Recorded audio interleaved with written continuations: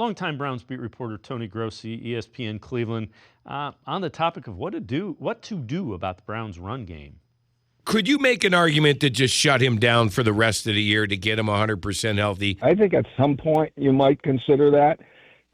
With 2 to go, you want him to leave this season cleanly.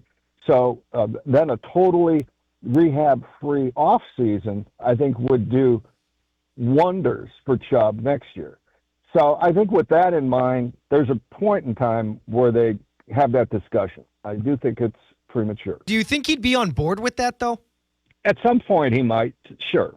And even if he's not on board with it, I think he would come to the realization that it's best long term.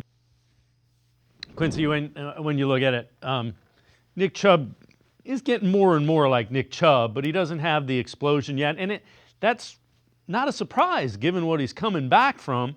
How do you fix the Browns' run game, though? Yeah, I mean, I think Nick Chubb would look a lot better if the run game was better and from the interior to offensive line. I think there needs to be a complete philosophy shift on the personnel acquisition strategy of the Browns offensive line from here on out, especially in the interior. For a long time, the Browns got smaller guards, more athletic guards and centers because they like to pull those guards and centers and run a lot of wide zone, right? They were going to be on the move. That's why Wyatt Teller is here. That's why Joe Bitonio has worked so well in this system. Same thing with Ethan Posick.